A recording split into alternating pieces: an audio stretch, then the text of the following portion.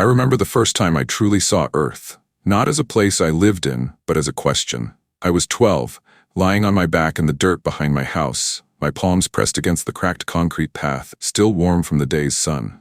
The wind carried the smell of cut grass and gasoline, the chirp of cicadas climbing toward dusk. Above me, the sky bled orange into violet, and for a moment, it felt like the world was holding its breath. Suspended, fragile, unreal. That night, I asked my mother, "Are we sure this is the only place we could have ended up?" She laughed and tousled my hair. "It's not the only one," she said. "Just the best." But what if it isn't? What if Earth is only familiar, not optimal? What if everything we call home is just the accidental consequence of being trapped inside a bubble we never questioned? We tell ourselves Earth is perfect because we grew up in its gravity, adapted to its wounds, carved meaning into its storms and scars. But adaptation is not the same as belonging. I wonder now, have we mistaken endurance for harmony? Survival for sanctity? I think about the way sunlight filters through clouds on a winter morning, how it diffuses into something gentle and golden, like a memory. I think about the way our atmosphere bends that light, shielding us from radiation, tinting the sky blue instead of black. But that sky is a trick. It's an illusion shaped by nitrogen and oxygen, and the fragile shell of magnetic fields humming invisibly above our heads. Step a little higher, into the stratosphere, and the blue is gone. Step farther, and the air collapses inward. We're not wrapped in a cradle. We're clinging to a razor-thin membrane between chaos and extinction. Sometimes I wonder, if we weren't born here, would we ever choose this place? If we hovered in orbit, looking down with no memory of oceans or oak trees or the smell of rain on concrete, would Earth still seem beautiful? Or would it look like what it is, a volatile rock where life fights tooth and claw against the cold indifference of space? I've read that Earth is in the so-called Goldilocks zone, not too hot, not too cold, just right.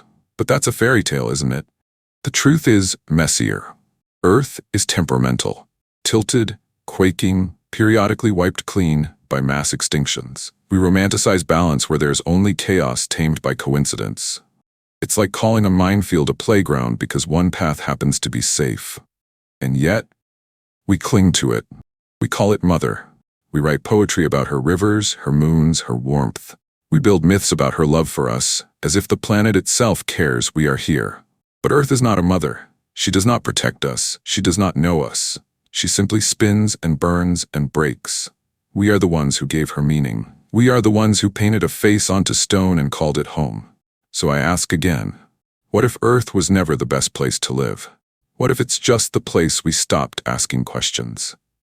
Sometimes I think of Earth as a tightrope walker, dancing gracefully above an endless pit, every step a miracle of timing, tension, and luck.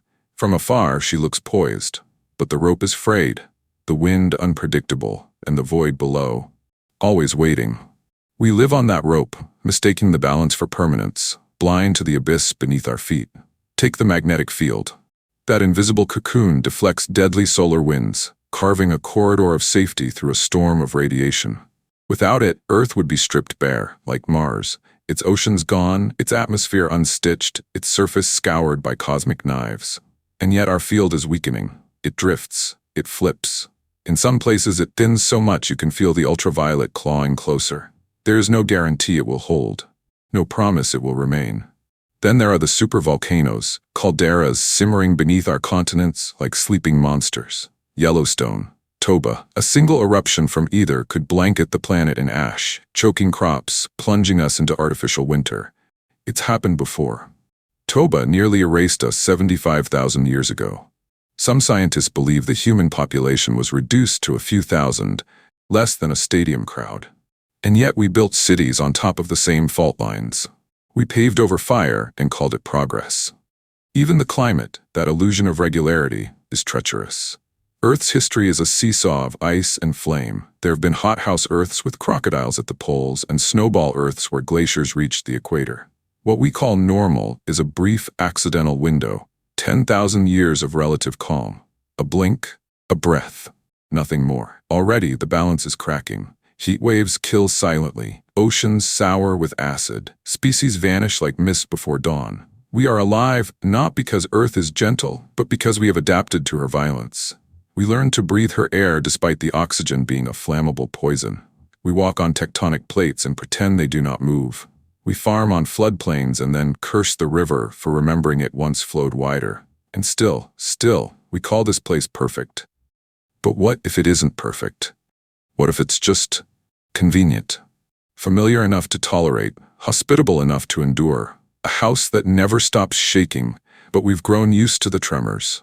A storm we mistake for silence simply because we were born into the eye of it. I think of all the life we never knew. The creatures buried in amber and limestone, the forests that once breathed where now deserts sigh.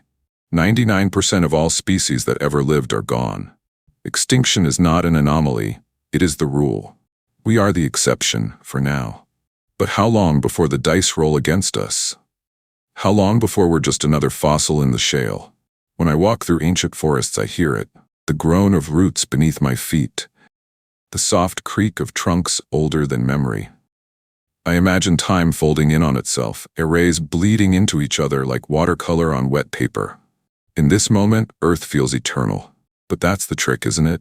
Eternity is just a story we tell ourselves while the ground still holds. Because beneath the leaves and loam, beneath the oceans and cities and clouds, Earth is still what it always was, a rock on fire, barely balanced in a void that does not care if we burn. We love stories where things are just right. The porridge, the chair, the bed, not too hot, not too cold, not too hard, not too soft. The Goldilocks zone, a fairy tale stretched into science. And Earth, we're told, sits neatly in that cosmic sweet spot, the perfect distance from the sun, the perfect temperature, the perfect place. But perfect is a word we invented to feel safe. Because the truth is, Earth barely made the cut. We orbit a G-type star with a volatile temperament. Solar flares lash at our magnetosphere. Coronal mass ejections crackle like cosmic whips, barely missing us by days or hours. One lucky deflection, and we call it balance. But move our planet just 1% closer, and the oceans would simmer. 1% farther, and we freeze. Even now, Earth's climate teeters on the edge. It only seems stable because we've never known the alternative. And what about our atmosphere? Thin, fragile, dependent on a precise balance of gases, each of them a paradox.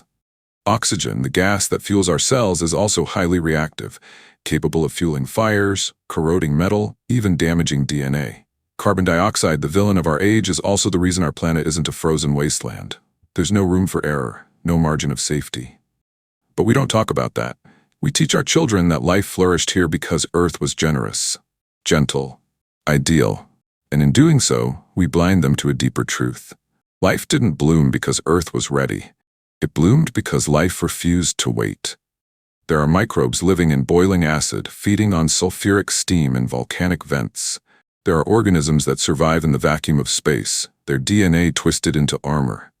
We found them frozen in permafrost, revived after millennia like ghosts breathing for the first time. Life isn't picky, it's persistent. It doesn't need a Goldilocks zone, it builds its own. So what if the just right planet is a myth? What if the only reason Earth seems special is because it's where we're standing? It's like falling in love with your cage because it has a window. Just because we're comfortable doesn't mean we're where we belong. Comfort is not destiny. Familiarity is not proof. When we search for life in the universe, we look for versions of us. Carbon, water, Earth-like orbits. But what if that's too narrow? What if life flourishes in oceans of methane beneath frozen crusts? What if consciousness stirs in clouds of gas drifting through nebulae? What if the true miracle of life is not its fit with Earth, but its defiance of it? I think about this sometimes when I walk through crowded cities. When I see roots breaking through concrete, moss softening the corners of forgotten walls, pigeons nesting in steel and glass. Earth wasn't designed for us, and we weren't shaped by kindness. We are survivors of storms, children of accidents. What if that's all we are? The Goldilocks myth is comforting, but comfort has never been the measure of truth. And the more I look at the stars, the more I wonder, are we searching for planets like Earth? Or are we trying to find a world where life doesn't have to fight so hard just to begin? I often wonder how Earth would look if we weren't from here. If we were born beneath a different sun, on a different shore, would this world still seem precious? Or just average? Because the farther we look, the more it becomes clear. Earth is not the masterpiece we once believed. It's not even rare. We've found thousands of exoplanets orbiting distant stars, worlds older than Earth, larger than Earth, quieter than Earth, planets with stable suns and longer days, oceans that never boil, skies that don't catch fire. Some orbit red dwarfs, stars that burn slow and steady for trillions of years, far longer than our own sun could ever last. There's a kind of cosmic patience in them, as if they were designed not for drama, but for endurance. One of them is Kepler 442b. It's 1,200 light-years away, but in every model we've run, it shines. Temperate, rocky, likely to have water, orbiting right in the sweet spot of its small, quiet star. It's about 1/3 more massive than Earth. The gravity would be stronger, we'd walk slower, heavier. But the air, if it exists, might be thick and nourishing. The days might stretch long and golden, the nights cool and unhurried. Then there's Toei 700d, just 100 light-years out, cosmically next door. Tidal locked, maybe, with one side forever day, the other forever night.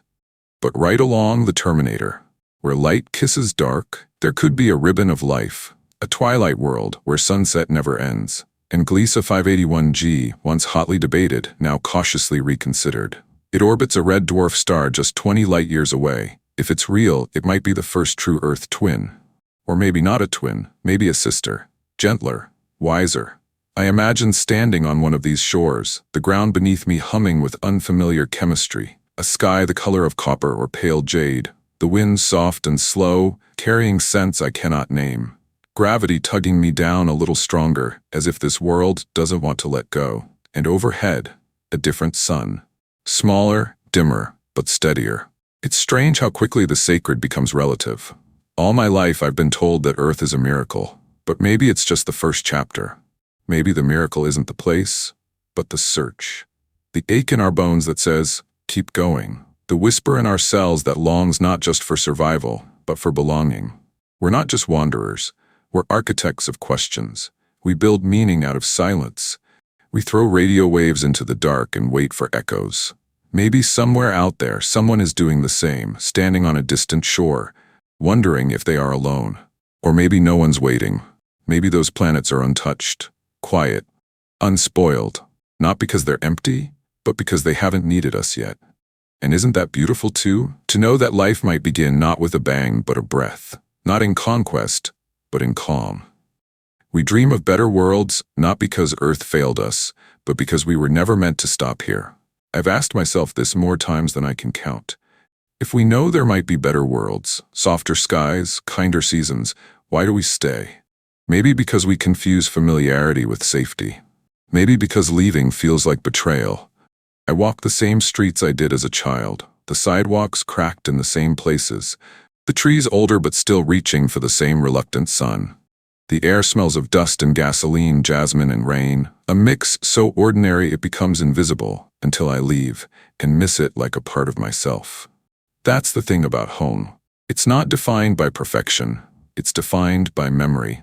We've poured too much of ourselves into this place, buried our ancestors in its soil, breathed stories into its forests, burned our reflections into glass and stone. Every field holds echoes of our hunger. Every mountain carries the weight of our myth. Earth may be flawed, but it remembers us. It answers when we speak. And sometimes I think, maybe we're afraid we don't deserve anything better. After all we've done, the species we've lost, the atmospheres we've blackened, the oceans we've warmed until they choke, how can we look to another world and say, we belong here? Maybe staying is a kind of penance, or maybe it's fear. Not fear of leaving, but fear of becoming lost. Because Earth is not just a planet, it's a mirror. It reflects the best and worst of us. The tenderness of fireflies above a field at dusk, the cruelty of extinction in silence, the hope of saplings, the scars of bombs. This world holds all of it because we placed it there. To leave it behind means confronting the truth, that what we call home is just a story we told to avoid the silence. And still, we cling. We stay because we know where the shadows fall at noon, because we've memorized the way thunder rolls across an empty lake. Because we've loved here, lost here, breathed and wept and waited here. And maybe that's enough. Or maybe that's the trap. I think of the astronaut who after months in space touched soil again and wept. Not because she was glad to be home, but because Earth suddenly felt small. temporary, not sacred, but vulnerable. She said the stars never stopped calling after that. That once you see Earth from the outside, you never really come back. So maybe we stay not because we should, but because we haven't yet dared to go. Sometimes I dream of departure, not with fire and noise, not rockets clawing into the sky, not engines screaming against gravity, no banners, no countdowns, just a hush, a stillness, a single capsule rising in silence, weightless against the curve of a blue planet slowly turning away. Inside, a woman sits, still, her face lit by the glow of distant stars. The earth behind her grows smaller with every heartbeat, until it no longer feels like a home, but like a memory, a place where something beautiful once began. Maybe that woman is me. Maybe I've already left. There is a word in Portuguese, saudade, that means the longing for something that may never return. It is not just missing, it is the ache of something incomplete. I think that's what I feel when I look at Earth now. Not regret, not guilt, but saudade.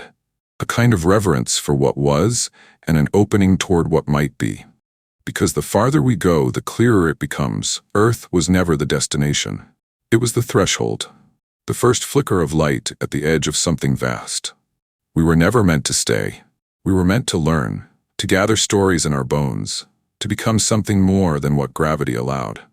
There are galaxies waiting with names we have not invented, clouds of gas where stars are still being born, moons with oceans deeper than our fears, planets where the sky rains glass or metal or diamonds, and somewhere out there, a quiet field beneath a violet sun waiting for the first footprint. Not because it needs us, but because we need to believe there is more.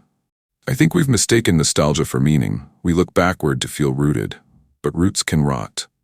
Sometimes, to grow, we must cut them. Sometimes to begin again, we must leave behind everything we thought was sacred. And maybe, just maybe, that is not a tragedy.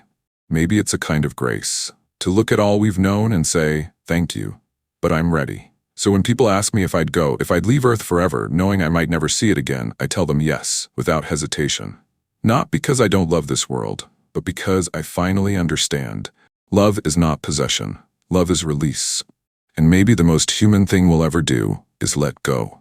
So I ask you now, not what if we stayed, not what if we fixed, but something deeper.